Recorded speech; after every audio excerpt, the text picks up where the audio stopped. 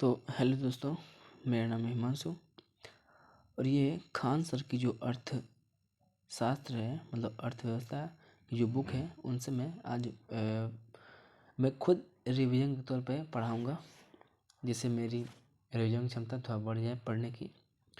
तो ये है पहली क्लास अर्थशास्त्र की, ठीक है, मतलब अर्थव्यवस्था की पहली क्लास है। तो चलिए अपनी क्लास को शुरू करते हैं। देखिए, अर्थव्यवस्था क्या है? मतलब अर्थव्यवस्था सीमित संसाधनों से अधिकतम उत्पादन को हम अर्थव्यवस्था कहते हैं। और अर्थशास्त्र के जो जनक हैं वह है एडम स्मिथ, जो उनकी पुस्तक है वेल्थ ऑफ नेशन, वह 1776 में प्रकाशित हुई थी। उन्होंने कर का सिद्धांत दिया था, ठीक है। वहीं भारतीय अर्थव्यवस्था के जो जनक हैं वह है चाणक्य, जिन्हें हम कौटिल्य या विष्णुगुप्त भी कहते हैं। उन्होंने अर्थशास्त्र नाम की पुस्तक लिखी थी, जिसका प्रयोग प्रशासन हेतु किया जाता था। भारतीय आर्थिक नीति के जो जनक हैं एम विश्वेश्वरैया को कहते हैं, एवं उनकी जो पुस्तक है वह है प्लान्ड इकोनॉमी फॉर इंडिया, ठीक है। अर्थव्यवस्था के क्षेत्र की बात करें तो अर्थव्यवस्था में आय के माध्य को हम लोग क्षेत्र कहते हैं। मतलब जिस सेक्टर से हम जिस माध्यम से हम आय प्राप्त करते हैं उसे हम सेक्टर कहते हैं, मतलब क्षेत्र कहते हैं। और ये 3 भागों में बांटते हैं। मतलब अर्थव्यवस्था के जो क्षेत्र हैं हम 3 भागों में बांटते हैं। जो पहला है वह आर्थिक क्रियाओं के आधार पर यानी स्वभाव के आधार पर, और जो दूसरा है वह है कार्य के आधार पर यानी कि शर्त के आधार पर, और जो तीसरा है वह है स्वामित्व के आधार पर यानी कि स्वामित्व मतलब कौन स्वामी है इसका। बात करें स्वभाव यानी कि स्वरूप के आधार पर तो ये 3 प्रकार की होती हैं: प्राथमिक क्षेत्र, द्वितीयक क्षेत्र और तृतीयक क्षेत्र। वहीं शर्त के आधार पर देखें तो एक होता है संगठित, जिसमें आपका वेतन, टाइमिंग, ऑफिस आने का टाइमिंग, ये सब मतलब एक संगठित होता है। दूसरा है असंगठित। वहीं स्वामित्व के आधार पर देखें तो 4 होती हैं: सार्वजनिक क्षेत्र, निजी क्षेत्र, संयुक्त क्षेत्र और सहकारी क्षेत्र। चलिए इनको थोड़ा डीपली में हम जानते हैं। आर्थिक क्रियाओं के आधार पर देखें यानी कि स्वभाव के आधार पर देखें तो 3 प्रकार होती हैं। उसमें से जो पहला है वह है प्राथमिक क्षेत्र, जिसको हम लोग प्राइमरी सेक्टर कहते हैं। जब आय का साधन मतलब स्रोत सीधे प्राकृतिक क्षेत्र से जुड़ा हो तो उसे प्राथमिक क्षेत्र कहते हैं, एवं इसमें भूमि उत्खनन तथा उससे संबंधित गतिविधियां शामिल होती हैं, जैसे कृषि, पशुपालन, मत्स्य खनन, वानिकी, ये सब। जो लोग इस क्षेत्र में कार्य करते हैं उन्हें लाल कॉलरधारी कहते हैं। एक नोट है, 2011 की जनगणना के अनुसार भारत का सर्वाधिक जनसंख्या प्राथमिक क्षेत्र में ही नियोजित करती है। कितनी? लगभग 54.6%। मतलब 2011 की जनगणना के अनुसार भारत की जो सर्वाधिक जनसंख्या वो प्राथमिक क्षेत्र में ही लगी हुई है। कितनी? लगभग कितनी? 54.6%, ठीक है। बात करें द्वितीय सेक्टर की तो इसे हम सेकेंडरी सेक्टर भी कहते हैं। इसमें कारखानों को शामिल किया जाता है। इसमें निर्माण तथा विनिर्माण दोनों होता है, एवं यह प्राकृतिक क्षेत्र से कच्चा माल प्राप्त करती है और अंतिम वस्तुओं जो कि उपयोग हेतु में परिवर्तित कर देते हैं। इसे माध्यमिक क्षेत्र भी कहा जाता है। एग्जाम्पल की तौर पर देखें तो वस्तु उद्योग, लौह एवं इस्पात उद्योग, विद्युत इत्यादि। मतलब जो इस क्षेत्र में कार्य करते हैं ना उन्हें नीली कॉलरधारी कहते हैं, ठीक है। क्या कहते हैं? नीली कॉलरधारी। तृतीय क्षेत्र की बात करें मतलब होता है इसका टर्शियरी सेक्टर। इसमें नौकरी, व्यापार, दुकान को शामिल किया जाता है। मतलब इसे सेवा क्षेत्र भी कहते हैं। यह प्राथमिक क्षेत्र और द्वितीय क्षेत्र को सहायता प्रदान करती है। जैसे हम बात करें परिवहन हो गया, अस्पताल हो गया, कोचिंग हो गया, नेता, खेल, संचार, सूचना प्रौद्योगिकी, बैंक, शिक्षा, नौकरी, पर्यटन, संस्कृति, मनोरंजन, न्याय, लोक प्रशासन एवं लोक सेवा। तो ये सभी टर्शियरी सेक्टर यानी सेवा क्षेत्र के अंतर्गत आते हैं। अच्छा जो ये बताइए, मतलब जो लोग इस कार्य में मतलब इस क्षेत्र में कार्य करते हैं उन्हें सफ़ेद पोश श्रमिक कहते हैं, ठीक है। क्या कहते हैं? सफ़ेद पोश श्रमिक कहते हैं। एक नोट है कि तृतीय सेक्टर में बहुत कम लोग कार्य करते हैं, किंतु इनकी जो आय होती है ना बहुत अधिक होती है। जैसे जैसे लोगों का विकास होता है वो प्राथमिक क्षेत्र को छोड़कर तृतीय क्षेत्र में चले जाते हैं। भारतीय अर्थव्यवस्था के समय के वर्तमान समय 2024-25 में प्राथमिक क्षेत्र का योगदान मात्र 19.7% ही रह गया है। वहीं द्वितीय क्षेत्र का योगदान 25.3% और तृतीय सेक्टर की बात करें तो इसका योगदान भारतीय अर्थव्यवस्था में सबसे अधिक 55% है।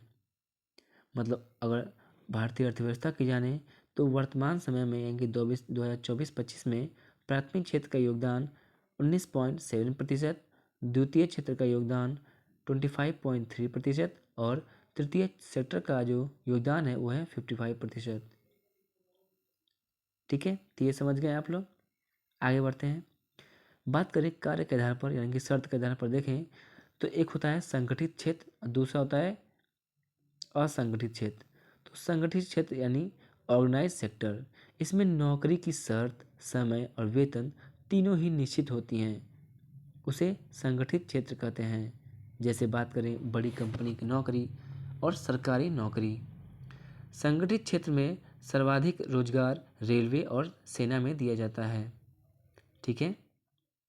दूसरा है असंगठित क्षेत्र यानी कि अनऑर्गेनाइज्ड सेक्टर। इसमें नौकरी का समय, वेतन और छुट्टी तीनों ही अनिश्चित रहती हैं। सबसे बड़ा असंगठित क्षेत्र कपड़ा उद्योग है। एग्जाम्पल के तौर पर देखें जैसे प्राइवेट क्षेत्र, कृषि, दुकान, ये सभी असंगठित क्षेत्र में आती हैं। तीसरा है स्वामित्व के आधार पर, यानी स्वामित्व के आधार पर हम बात करें तो ये भी 4 प्रकार की होती हैं। तो पहला है निजी सेक्टर यानी प्राइवेट सेक्टर। इसके सभी क्षेत्र पर निजी व्यक्ति का हाथ होता है, इसे प्राइवेट सेक्टर भी कहते हैं। इसका मुख्य उद्देश्य केवल लाभ कमाना होता है। जैसे निजी सेक्टर की बात करें जैसे टाटा हो गया, अडानी हो गया, रिलायंस हो गया, टेस्ला हो गया, ये सब। एक नोट है, पूंजी के आधार पर भारत की जो सबसे बड़ी प्राइवेट कंपनी है वो है रिलायंस, जबकि कर की क्षमता के आधार पर सबसे बड़ी कंपनी है वो है टाटा। पूंजी के आधार पर देखें तो भारत की सबसे जो बड़ी कंपनी है प्राइवेट वो है रिलायंस, और कर की क्षमता के आधार पर देखें सबसे बड़ी कंपनी कौन है? टाटा। अगला है सार्वजनिक क्षेत्र यानी कि पब्लिक सेक्टर।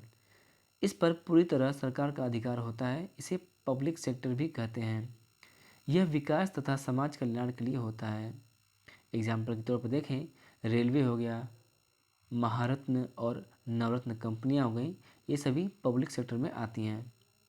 एक नोट है कि सबसे बड़ी जो पब्लिक क्षेत्र की जो कंपनी है वो है रेलवे और महारत्न है। ठीक है, रेलवे और महारत्न कंपनी है। तीसरा है संयुक्त क्षेत्र यानी कि ज्वाइंट सेक्टर। इसमें निजी तथा सार्वजनिक दोनों की भागीदारी होती है, अतः इसे पब्लिक प्राइवेट पार्टनरशिप भी कहते हैं। वर्तमान में भारत में सबसे तेज़ी से पीपीपी का विकास हो रहा है, पब्लिक प्राइवेट पार्टनरशिप का विकास तेज़ी से भारत में हो रहा है। एग्जाम्पल की तरफ देखें तो मेट्रो हो गया, ओएनजीसी हो गया, रिलायंस इंडस्ट्रीज के बीच संयुक्त परियोजनाएं भी हैं। अगला है जो है वह है सहकारी क्षेत्र यानी कि कोऑपरेटिव सेक्टर। कोऑपरेटिव सेक्टर क्या होता है? जब किसी कंपनी को दिशा निर्देश सरकार देती है तो वो कंपनी जब आगे बढ़ जाती है तो वह सरकारी क्षेत्र बन जाती है, सहकारी क्षेत्र। जैसे हम बात करें अमूल, सुधा डेयरी, कोऑपरेटिव बैंक, इसका संचालन कई लोगों के समूह द्वारा होता है। अच्छा, हम बात करें एक सहकारी जो कंपनी है अमूल, जिसका फुल फॉर्म है आनंद मिल्क यूनियन लिमिटेड। ये भारत की सबसे बड़ी डेयरी सहकारी कंपनी है और इसकी स्थापना 1946 में गुजरात के आनंद जिले में की गई थी। इसके जो संस्थापक हैं डॉक्टर वर्गीज कुरियन, जो कि भारत में श्वेत क्रांति के जो जनक थे वही थे।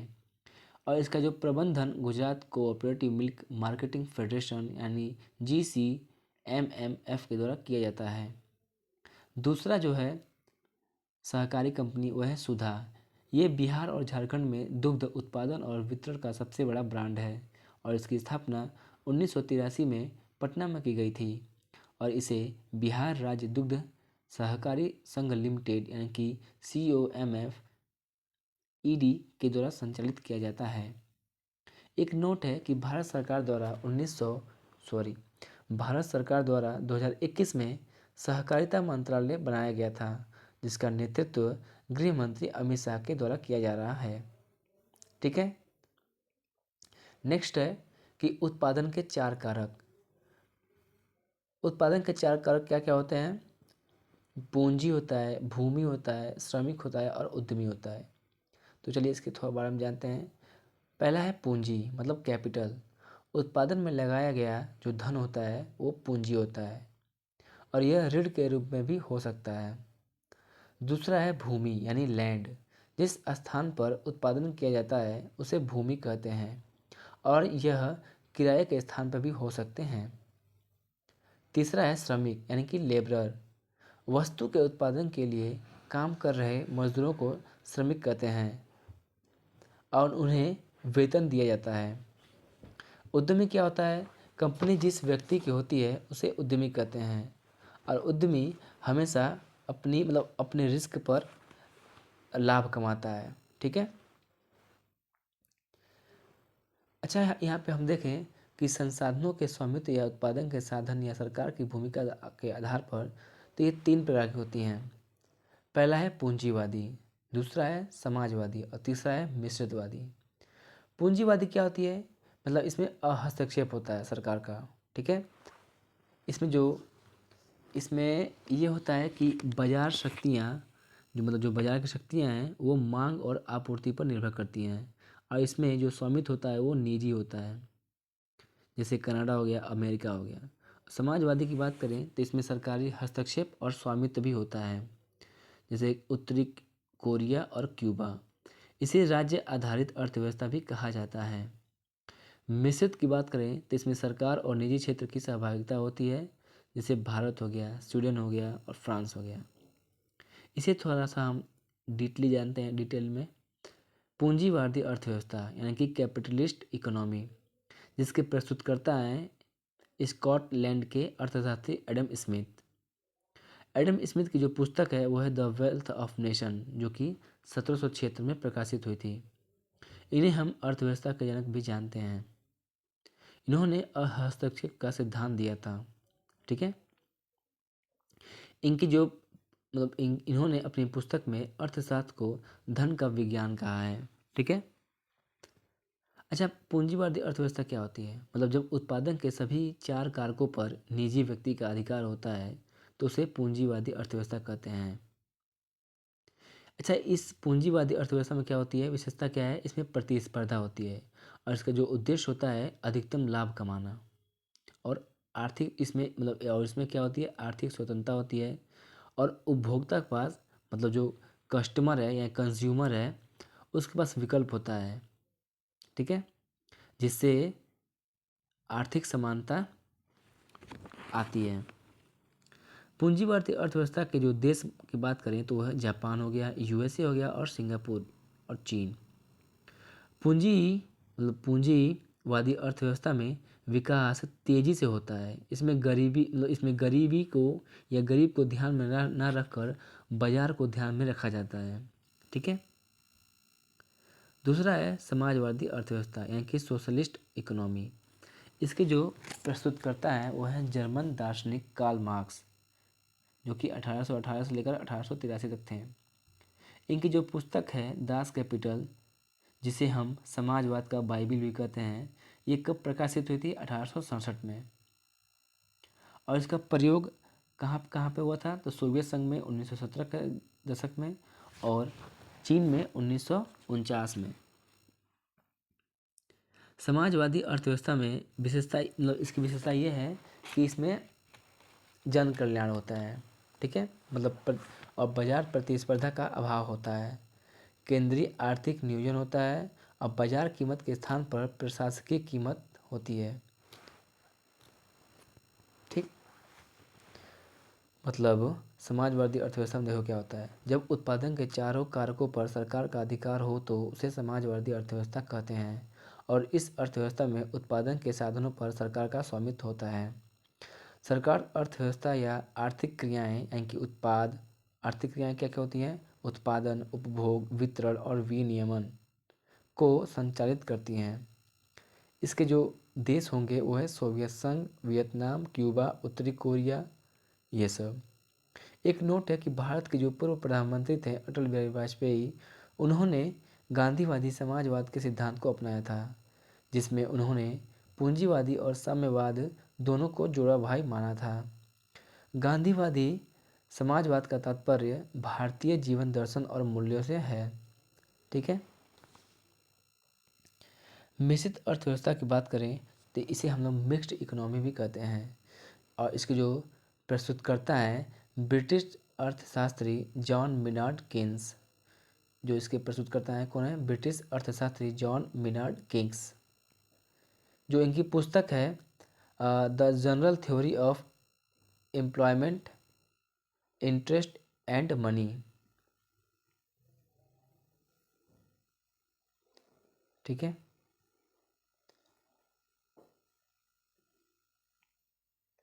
मतलब मिश्रित अर्थव्यवस्था क्या होती है? देखो, जब उत्पादन के चारों कारकों पर निजी तथा सार्वजनिक दोनों का अधिकार होता है उसे मिश्रित अर्थव्यवस्था कहते हैं। ये पूंजीवादी तथा राज्य आधारित अर्थव्यवस्था का मिश्रित रूप है, जैसे भारत और पाकिस्तान और श्रीलंका। इसका उद्देश्य है कि जन कल्याण, कल्याणकारी राज्य, आर्थिक नियोजन और सामाजिक न्याय। ठीक है। अच्छा, द्वैध अर्थव्यवस्था क्या होती है? द्वैध अर्थव्यवस्था क्या होती है? मतलब वैसी अर्थव्यवस्था जिसमें परंपरागत तथा आधुनिक दोनों विधियों का प्रयोग किया जाता है उसे द्वैध अर्थव्यवस्था कहते हैं। जैसे इसकी जो परिकल्पना की थी किसने की थी? सर आर्थर लुईस ने। देखो, भारत में दो अर्थव्यवस्था होती है। जैसे एक होता है पारंपरिक क्षेत्र में जैसे स्थानीय कारीगर, और आधुनिक क्षेत्र में जैसे आईटी सेक्टर और उद्योग, ये सब।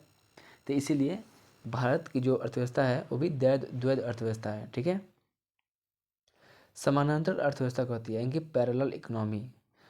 काला धन अत्यधिक बढ़ जाने को समानांतर अर्थव्यवस्था कहते हैं और इसमें मौद्रिक नीतियाँ कम प्रभावी होती हैं। इससे प्रभावित देश पाकिस्तान हो गया, नाइजीरिया हो गया। मतलब जब काला धन की मात्रा अधिक हो जाती है तो उसे समानांतर अर्थव्यवस्था कहते हैं। ठीक है। और इसमें जो मौद्रिक नीतियाँ हैं वो कम प्रभावी होती हैं, मतलब इसमें प्रभाव उनका कम होता है। नेक्स्ट क्वेश्चन मतलब आगे है कि काला धन क्या होता है? वैसा धन जिस पर टैक्स नहीं दिया जाता है उसे काला धन कहते हैं और काला धन की जानकारी सरकार को नहीं रहती। ठीक। गिग अर्थव्यवस्था एक मुक्त बाजार प्रणाली है। इसमें रोजगार सामान्यतः अस्थायी होता है। इसके अंतर्गत अकाल्पनिक नियुक्तियों के लिए मुक्त श्रमिकों के साथ कॉन्ट्रैक्ट करते हैं। जैसे बात करें ऊबर हो गया, जोमेटो हो गया, स्विगी हो गया, कंसल्टिंग के श्रमिक हो गए। ठीक है। अच्छा, एक बताइए ये विकसित अर्थव्यवस्था क्या होती है? इनकी डेवलप्ड इकोनॉमी वैसे देश जिनकी राष्ट्रीय आय तथा प्रति व्यक्ति आय अन्य देशों की तुलना में अधिक होती है वहाँ, और वहाँ के जो नागरिक का जीवन स्तर अपेक्षाकृत उच्च होता है तो उसे आर्थिक मतलब विकसित अर्थव्यवस्था कहते हैं। जैसे बात करें अमेरिका हो गया, ब्रिटेन हो गया, फ्रांस, जर्मनी, जापान, इटली। ठीक। और अल्प विकसित अर्थव्यवस्था क्या होती है? विश्व बैंक और संयुक्त राष्ट्र के अनुसार ऐसी अर्थव्यवस्था जिसमें प्रति व्यक्ति जो वार्षिक आय है बहुत कम होती है, जहाँ जीवन स्तर निम्न होता है और शिक्षा और स्वास्थ्य सेवा की कमी होती है और आर्थिक असमानता होती है। आर्थिक असमानता बहुत अधिक होती है, उसे ही अल्पविकसित अर्थव्यवस्था कहते हैं। जैसे इसके जो देश, इसमें कौन कौन देश आते हैं? वह बांग्लादेश हो गया, अफगानिस्तान हो गया, इथोपिया, कंबोडिया। तीसरा है विकासशील अर्थव्यवस्था यानी कि डेवलपिंग इकोनॉमी। विश्व बैंक और संयुक्त राष्ट्र के अनुसार ऐसी अर्थव्यवस्था जिसमें प्रति व्यक्ति वार्षिक आय मध्यम होती है, यानी कि अल्प विकसित देश से तो अधिक होगी लेकिन विकसित देश से कम होगी, एवं आर्थिक विकास की प्रक्रिया चल रही होती है, उसे विकासशील अर्थव्यवस्था कहेंगे। जैसे भारत हो गया, ब्राज़ील हो गया, इंडोनेशिया, साउथ अफ्रीका और ईटीसी। ठीक। यदि व्यापार के आधार पर अर्थव्यवस्था के प्रकार देखें तो एक होता है खुली अर्थव्यवस्था, जिसको हम ओपन इकोनॉमी कहते हैं। वैसे देश जिनमें अंतर्राष्ट्रीय व्यापार यानी कि इंटरनेशनल ट्रेड करने पर किसी भी तरह का प्रतिबंध नहीं होता है, साथ ही उन्हें आयात और निर्यात करने की पूरी अनुमति होती है, उसे ही खुली अर्थव्यवस्था वाला देश कहते हैं। एक खुली अर्थव्यवस्था बड़े ग्राहक आधार तक पहुंच सकती है, जिससे व्यापार, निवेश और आर्थिक विकास में वृद्धि होती है। ठीक। खुली अर्थव्यवस्था की बात करें तो विदेशी कंपनियों से प्रतिस्पर्धा का सामना करती हैं, जिससे अधिक क्षमता और नवाचार को बढ़ावा मिलता है। जैसे सिंगापुर हो गया, जर्मनी हो गया, यूएस हो गया, भारत हो गया, रूस हो गया। देखो, भारत जैसी जो अर्थव्यवस्था है वो नियंत्रित ओपन इकोनॉमी की नीति अपनाती है, जहाँ व्यापार और निवेश की स्वतंत्रता होती है, लेकिन कुछ क्षेत्र में सरकारी नियंत्रण भी होता है। बंद अर्थव्यवस्था की बात करें तो क्लोज इकोनॉमी, तो इसमें वह देश आते हैं जिनमें अंतर्राष्ट्रीय व्यापार यानी कि इंटरनेशनल ट्रेड करने के प्रतिबंध होता है, अर्थात जो दूसरे देशों के साथ किसी भी तरह का व्यापार नहीं करते हैं। उन्हें आयात और निर्यात यानी कि एक्सपोर्ट और इंपोर्ट करने की अनुमति नहीं होती है। बंद अर्थव्यवस्था बाहरी झटकों जैसे वैश्विक आर्थिक संकट या अन्य देशों में राजनीतिक अस्थिरता के प्रति कम संवेदनशील होते हैं, जैसे उत्तरी कोरिया हो गया। निर्यात क्या होता है कि एक्सपोर्ट, जब कोई भी देश विश्व के किसी अन्य देशों से अपनी वस्तु को या सेवाओं को बेचता है या प्रदान करता है, उसे निर्यात कहते हैं। मतलब दूसरे देशों में अपने देश का माल बेचना या वस्तु का बेचना या सेवाओं को बेचना ही निर्यात या एक्सपोर्ट करते हैं। आयात क्या होता है कि इंपोर्ट, जब कोई देश विश्व के किसी अन्य देश से उत्पाद या सेवाओं को लेता है या खरीदता है तो उसे आयात कहते हैं। ठीक है, तो मैं समझ रहा हूँ कि आपको ये समझ आ रहा होगा। तो आज की क्लास यहीं पे समाप्त करते हैं। धन्यवाद।